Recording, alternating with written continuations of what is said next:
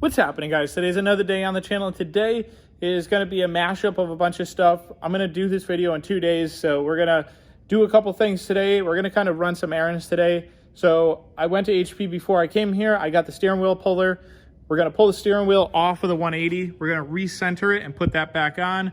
We're going to assess what the Miata needs here for the fans to be put in and make sure that those fans can actually fit into here, and just figure out some other stuff that what we need for this thing.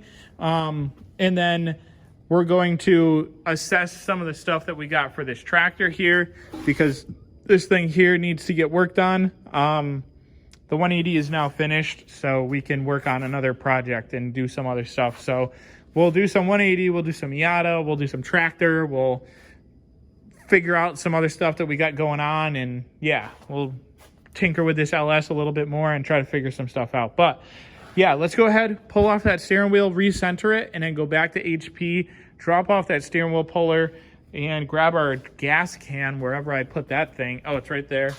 Take that gas can so we can go get some gas so we can fill this thing up and drive it to the actual gas station so we can not die on the side of the road, because I don't want to push this thing because it's really hard to push because it's got a welded diff. But yes, we also need to take off those big 2-inch spacers, because those things are way too big for what we have right now, and they mash up the firewall, and it's not going to work right now. So yeah, we got to figure that out too. So let's go ahead and pull off that steering wheel first. Okay, so this is the steering wheel puller that I use. It's a 3-jaw puller. It's got this push in the center here, and then it's got the 3 jaws that go around it. I was trying to do it with the steering wheel on there, but I couldn't, so yeah, had to take it all apart.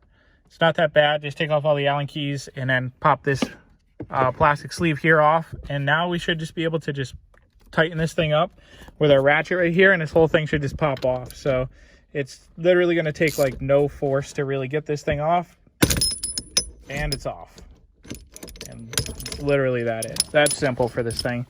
So now I marked it before I took it off, and I took the steering wheel completely off. So this one right here with the scratch mark right there, kind of see the highlight right there, that is our center mark. So that is the one that needs to be in the center.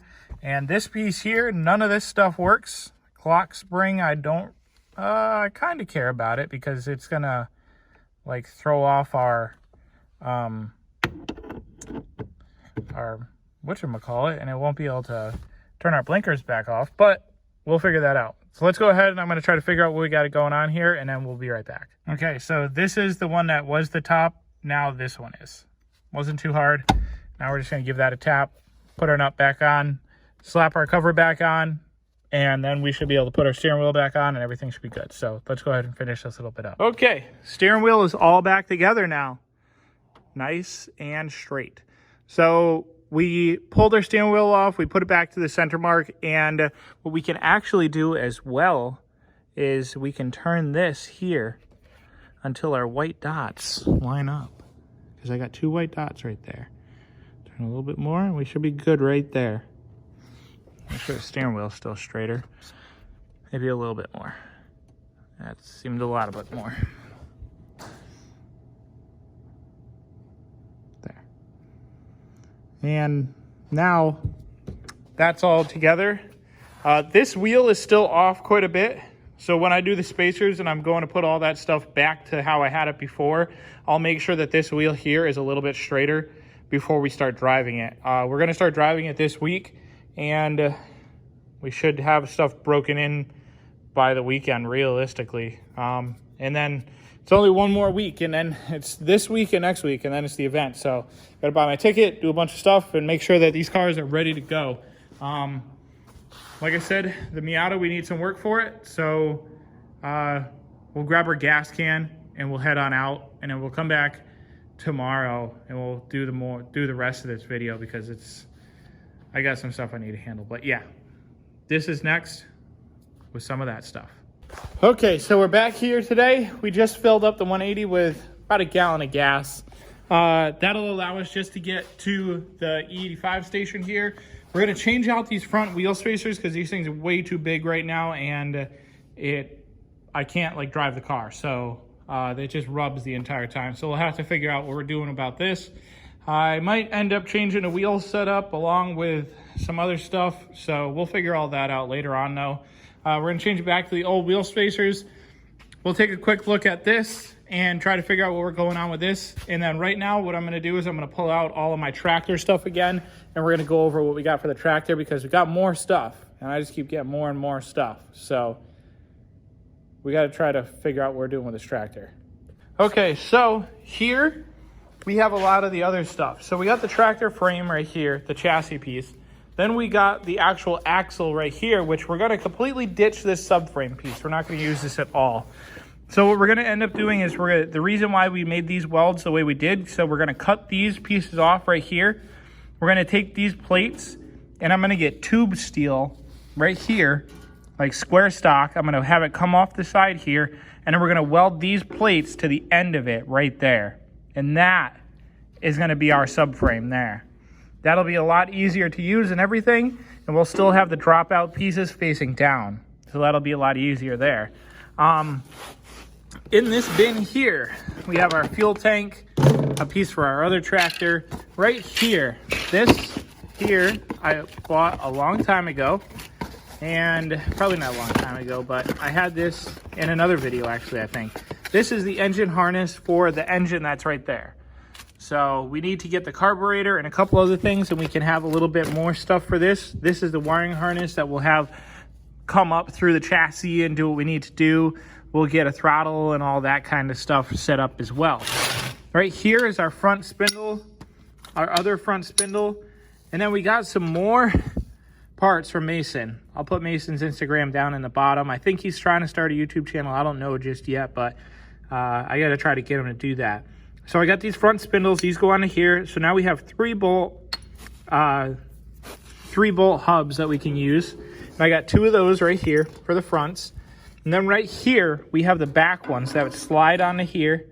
And then we bolt those onto there. And we figure out like what's going on with this. This actually might be a little bit too big, but hey, we got some spindles. We got 2 of those right there. And then we have this piece, which bolts our sprocket to. This is actually not the right sprocket, but we do have the sprocket. Sprocket's right here. It's in pieces because it's a double sprocket. And they got some with better teeth than others. So we'll figure out what we're doing with that there. And we have a chain here. So we got a lot of parts here now, and we can try to figure out what we're doing with this thing. It's going to be a pretty big project once we start really moving on this thing. And I think you guys are really going to like it. I know you guys don't really care for the tractor stuff all that much, but some of you guys do. And this thing's going to be pretty gnarly. So hubs for the front, hubs for the rear, some other stuff that we got going on there. And yeah, more tractor stuff. But let's go ahead, do a little time lapse of taking off these hub spacers for the front of the 180, putting on the old ones, and then just trying to fix the driver's side wheel a little bit more. I have to turn it back out a little bit to get it to go straight again because that tire is still out and it's gonna pull really hard to the side. And then we'll take a look at the Miata and we'll see what we got with that thing. Okay, so this time, since we have anti-seize, we're gonna put anti-seize on all the studs. We're gonna put our spacer back on, and we're gonna anti-seize all of these studs as well.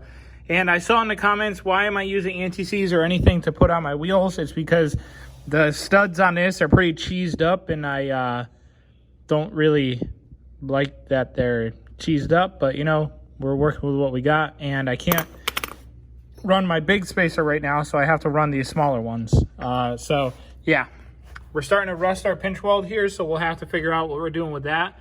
I need to bang it up higher on both sides and figure out what I'm doing with my firewall here, because with these big wheels and all this stuff, it won't allow me to go into here as well. So I need to figure out what's going on with that. Yeah, got to figure that out.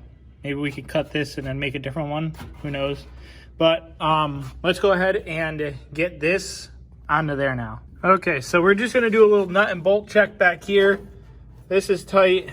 Cotter pin is in there now. That's tight. The inner tie rod, that's tight.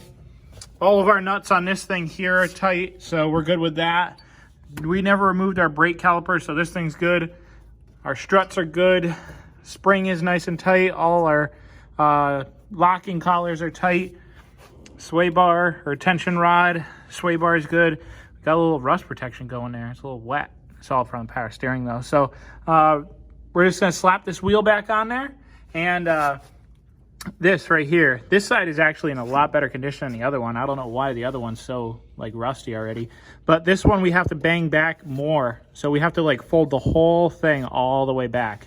And honestly, if I folded this one, it probably wouldn't have rubbed at all. It probably would have just been the passenger's or the driver's side that rubbed. So we're gonna figure this out. I'll do this later on because I want to do it with my big rubber mallet and try to get more of a contact patch than trying to hit it with that little 8-pound hammer and just beating the poop out of it. So yeah, we also need paint for when we do it because I want to try to paint some of it so that it won't rust anymore. But yeah, let's go ahead, throw this thing back together and see what we got. Wow, this thing looks hecka small now in the front. Looks kind of weird, but this is actually a better function for this car. It actually drives a lot better with the wheels like this instead of like super poked out. So this is okay. I'm good with this now. Eventually what we might do is we might just try to pull these fenders to try to get it to fit the bigger ones in the front. And then we could always just get more fenders that are metal instead of just getting like big over fenders for no reason. So next is the body kit. We'll have to stop by Tommy this week sometime and see what the body kit's looking like and try to figure out what's going on with that. But this thing's overall ready to drive now. So we are good to go for bringing it home tonight and stopping at the E85, getting more E85, and just try to break in what we can break in and see what we got going on. So now let's go ahead and take a look at the Miata, try to figure out what's going on with it. I think the biggest thing that we're going to need to get for this thing is the Mega Squirt. We're going to need that. And then we're going to need an AEM coolant temp sensor to put onto this so we can just bypass all this BS with the coolant temp and just run that sensor, and that one will be our coolant temp sensor for the entire car. And then we're going to need a wideband O2 sensor as well, so we can get those two things and put those onto there. So kind of try to figure out what's going on now. I would love to wipe it down and get some of this dirt off it.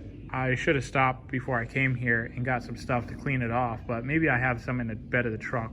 We'll see. Okay, so with this thing here, I kind of ran out of options for what's wrong with it. I know that the sensor is bad, or that there's something wrong with the electrical system with that coolant temp sensor in the back that goes to the dash. So we need to figure that all out. So I'm just going to call this an okay thing for right now. We're going to see what's going on with a Mega Squirt, and I need to get a sensor and stuff like that to figure out what's up with it. But overall, I think we're going to need to get the two bigger fans onto this thing, and then we're going to need to do that intake wraparound so we can actually run those two fans on this thing. But I think for the rest of this video, we're just going to do some scenic shots of this, and we're just going to wash it really quick, and then we're going to just go home for tonight, and that'll be about it.